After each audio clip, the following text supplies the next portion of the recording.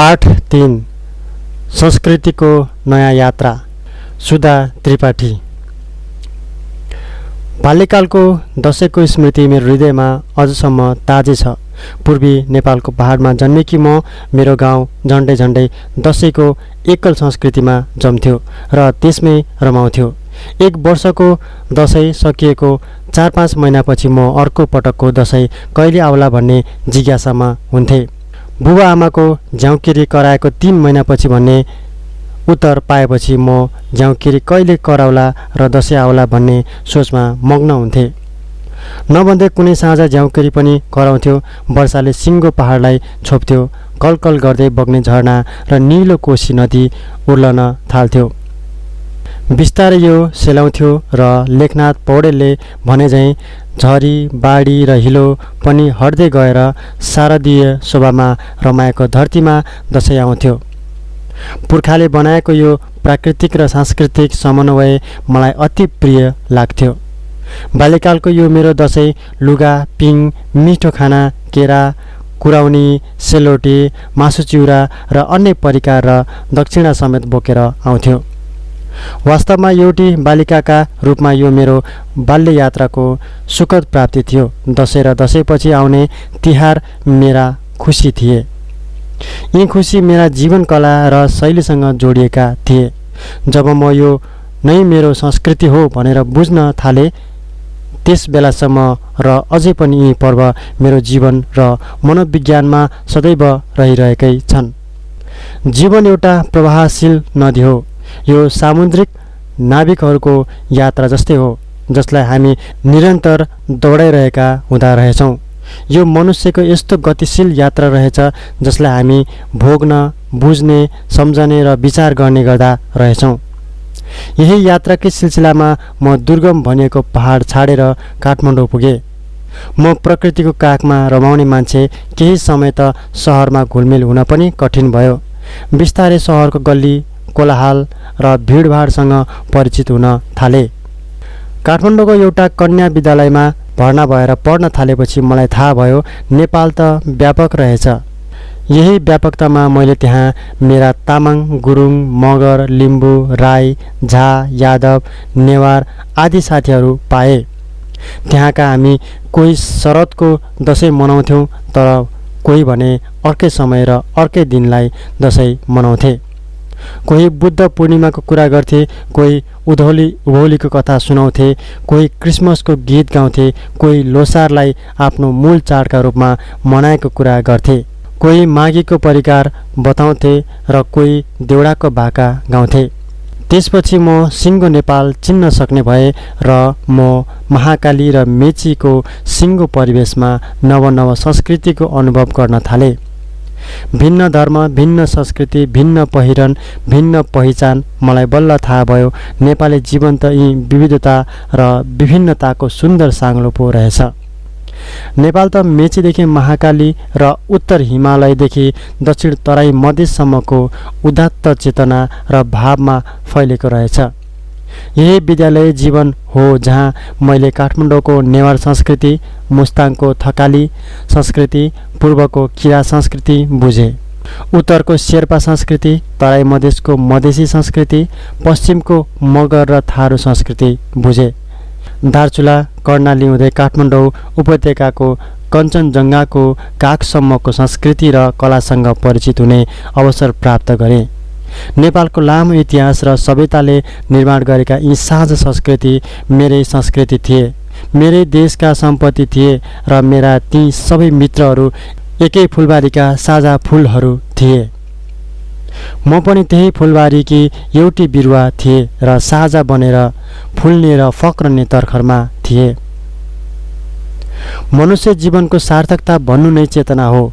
गरिब वा धनी हुनु के हो र? किन मानिस गरिब वा धनी हुन्छ? यो कुरा मैले विद्यालयमा पढ्न पाइनँ किनभने त्यो समय यस्ता विषयमा पढाउने परिपाटी नै थिएन र यस किसिमको चेतना विस्तारको वातावरण पनि थिएन। त्यसबेला क्याम्पसमा पनि यस्ता कुरा पढ्न पाइन्नथ्यो। निजी अध्ययन मेरो यस्तो जीवनबोधका लागि सार्थक समय थियो। वास्तविक ज्ञानको खोजीकै लागि म निजी अध्ययनतर्फ तानिए। मैले त्यहाँ पढेँ। वास्तवमा मानिस जन्मदा जुन शरीर लिएर आउँछ त्यो प्राकृतिक रहेछ र त्यो त जीव वैज्ञानिक विषय रहेछ। जन्मेपछि मानिस विविध कारणले धनी वा गरिब हुँदो रहेछ र त्यही आधारमा हामी एक थरीलाई सभ्य र बौद्धिक भन्दा रहेछौँ। हामी मानिस नै अर्का थरी मानिसलाई असभ्य र मूर्ख भन्दा रहेछौँ। यस्तो भन्नु गलत संस्कृति हो भन्ने कुरा मैले बुझेँ र समाजमा धनी र गरिबको भेद गर्ने संस्कृति खराब हो भन्ने बोध गरेँ। श्रमिक वर्गको आफ्नो संस्कृति हुँदो रहेछ। त्यस्तो संस्कृति श्रममा नै फल्ने फुल्ने र फक्रने रहेछ। लोक जीवन, लोक संस्कृति, लोककथा तिनका जीवनका संस्कार थिए, संस्कृति थिए र आत्मा थिए भन्ने पनि बुझे। श्रम तिनका जीवनको मात्र नभएर राष्ट्रकै प्रतिष्ठा थियो भन्ने पनि थाहा पाए। त्यही कारण श्रमका आधारमा मान्छेमा भेद हुन्न भन्ने संस्कार मैले सिकेँ।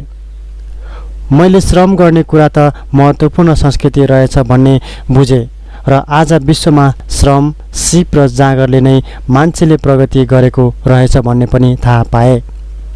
म महिला र मेरो एउटा छुट्टै वर्ग, मसँग एकाकार हुने वर्ग महिला। अब मैले महिलाका बारेको कुरा पनि बिस्तारै बोध गर्न थालेँ। महिला भएकै कारण म किन उत्पीडित भएँ? यो मेरो मनमा सधैँ उब्जने प्रश्न थियो। मेरा लागि किन छाउ पडी? मेरो प्राकृतिक जीवनमा आउने मेरो शारीरिक परिवर्तन, मैले भोग्ने रजस्वलाको समय मेरो लागि विशेष सुरक्षा, म महिला, म कमजोर जस्ता कुरा किन मान्छेमा यो भेद? किन समाजमा हामी पुरुष र महिलाको सामाजिक भूमिका भिन्न? किन मैले रात दिन काम गर्दा पनि मेरो श्रमको मूल्य भएन? खोइ मेरो पहिचान? म किन बोल्न सक्दिनँ? म यी प्रश्नहरूमा घोरिन थालेँ। मलाई लाग्यो प्रश्न गर्नु आलोचनात्मक हुनु हो र प्रश्नले मानिसलाई विवेकी बनाउँछ, तार्किक बनाउँछ र बुद्धि दिन्छ। प्रश्न नगरेको भए ग्यालिलियो हुने थिएनन्। गार्गी मैत्रेयी हुने थिएनन्। अलिकति विद्रोह त चाहिन्छ नै समतामूलक समाज बनाउन। मैले मङ्गलादेवी सिंह सहना प्रधान सम्झे। मैले राजेश्वरी, योगमाया र विद्रोही धेरै महिलाहरू सम्झे। यो समानताका यात्रामा मैले धेरै पुरुषहरूलाई सम्झे जो महिलासँगै मिलेर न्यायपूर्ण साझा संस्कृतिको निर्माण गर्न चाहन्थे। यस महान स्वतन्त्रताको यात्रालाई पूर्णता दिन चाहन्थे। मैले यस यात्रामा सामेल भएर आवाज दिएँ। देशमा लोकतन्त्र आयो, देशमा गणतन्त्र आयो, संविधानले सांस्कृतिक पहिचान स्थापित गर्यो, समानताका विषय ल्यायो। तैपनि हामीले न्याय खोज्नु छ, संविधानको कार्यान्वयन खोज्नु छ र सुन्दर संस्कृतिको निर्माण गर्नु छ। हामीले प्राप्त गर्ने न्याय पनि यही हो। नयाँ नेपालको सांस्कृतिक दिशा र गति पनि त यही हो। म बारम्बार सम्झन्छु, घोरिन्छु र चिन्तित पनि हुन्छु। भावुकता मेरो दिमागमा सधैँ किन यसरी खेल्छ र खेलिरहन्छ? समाजमा किन यस्तो संस्कृति बन्यो र बनाइयो? मान्छेको भेद किन जन्म्यो? रङको भेद, वर्णको भेद, जातिको भेद, लिङ्गको भेद। यी भेदबाट मुक्त समाज कसरी बन्ने र बनाउने? सभ्य र विकसित भनिएका कतिपय देशमा पनि आजसम्म एक जातिले रङको आधारमा अर्को जातिमाथि दमन गरेको समाचार सुनिएकै छ। हामी पनि कहाँ मुक्त छौँ र? किन यस्तो भएको होला? समाजमा श्रम विभाजनले मान्छेलाई भिन्न भिन्न काम गर्ने बनायो। हामीले त्यही आधारमा जात बनायौँ। त्यसकै आधारमा विभेदको परम्परा सुरु भयो। कोही दलित भयो, कोही ब्राह्मण, कोही जनजाति। हाम्रा आफ्ना संस्कार छन्, हाम्रा आफ्ना परम्परा छन्, हाम्रा आफ्ना खानपान छन्, हाम्रा आफ्ना वेशभूषा छन्। हाम्रो रङ भिन्न छ। कोही काला होला, कोही घौँ गोरो। हाम्रो अनुहार भिन्न होला, कसैको नाकको उचाइ फरक होला, कसैको आँखाको आकार र स्वरूप भिन्न होला। म फेरि घोरिन्छु, अत्तालिन्छु र सोध्छु, यही आधारमा मानिसमा भेद किन? मनुष्यत्व र मानवको मानवता नै सबैभन्दा ठुलो कुरा हो। धर्म पनि यही हो, कर्तव्य पनि यही हो। समाजले सामाजिक सांस्कृतिक विषयलाई भेद विषय बनायो। हामी छुट्टियौँ, हामी टुक्रियौँ, हामी भिन्न भयौँ र हामी मनुष्यले नै यी भेद जन्मायौँ। यो भिन्नता मान्छेले जन्माएको भिन्नता हो, नत्र मानिस एकै हो। हामी सबै प्रकृतिका साझा सन्तान हौँ, साझा वरदान हौ। संस्कृति हाम्रो परिचय हो, हाम्रो पहिचान हो र हाम्रो अनुभूति हो। संस्कृति हाम्रो बोल्ने, विचार गर्ने र बाँच्ने तरिका पनि हो। हाम्रो संस्कृति बाँच्नुपर्छ, त्यसैले हाम्रा सांस्कृतिक मूल्यहरू बाँच्नुपर्छ। दसैँ हाम्रो संस्कृति हो, तिहार हाम्रो संस्कृति हो। तीज, बुद्ध पूर्णिमा, छठ, उभौली, लोसार, गोरा, माघी, सिरुवा, क्रिसमस, ईद सबै हाम्रा संस्कृति हुन्। सभ्यताको यस यात्रामा म बारम्बार सोध्छु यस्ता सुन्दर अवसरलाई हामीले सदुपयोग गर्नैपर्छ। संस्कृतिका नाममा लिङ्ग, वर्ग, रङ, भूगोल, जाति, धर्मका आधारमा हुने भेद विकृति हुन्। ती कुरा हट्नुपर्छ र संविधानले यसको सुनिश्चितता पनि गरेको छ। म बाँचेको पृथ्वी साझा छ, हाम्रा भावना साझा छन् र मन साझा छ। सभ्यताको यात्रामा कोहीलाई दमक बनाइयो, कोही दमित जस्ता बनाइयो, कोही मूलमा र कोही बहिष्कारमा परे जस्ता पनि भइयो। यस्तो संस्कृति नभएर विकृति हो। हामी न्यायपूर्ण समाजको निर्माणको यात्रामा छौँ र यस यात्राको निरन्तरतामा पनि छौँ। बाल्यकालमा दसैँ मनाउन मामा घर गएको स्मृतिमा अठाएको मन पङ्ख फुक्का छ। आज वीरगञ्जको यात्रामा देखेको धान खेत र चौधरी काकाका घरको माघीको माछा र परिकार आज पनि मेरो स्मृतिमा ताजै छ। सिराहाकी यादव साथीको घरका छठ पर्वको अतिथि बनेको अनुभूति पनि जिउँदो छ। उदयपुरकी राई बहिनीको परिवार र तिनको संस्कृतिले पनि लोभिएकै हुँ। रोल्पाका मगर साथीको घरमा पनि पुगेकी हुँ र त्यहाँको संस्कृतिको परिचय पनि पाएकै हुँ। धेरै समयपछि बर्दियामा मनाएको माघीले पनि मलाई तानेकै छ। हामी के हिमाल, के तराई, के पहाड एउटै साझा संस्कृति निर्माणको समयमा छौँ र भिन्नता र भेदबाट मुक्त समाजको निर्मितिमा छौँ। मेरो 6 दशक लामो यस यात्रामा परिवर्तन देखेकी छु र रमाएकी पनि छु। यति भएर पनि म अझै सन्तुष्ट छैन। नयाँ समाज र नयाँ संसारको खोज मेरो जीवन यात्रा हो। यो यस्तो यात्रा हो जसले सांस्कृतिक सत्यलाई स्वीकार गरोस् र सांस्कृतिक न्यायलाई स्थापना गरोस्। वसुधैव कुटुम्बकमको संस्कृतिलाई स्थापित गरोस्।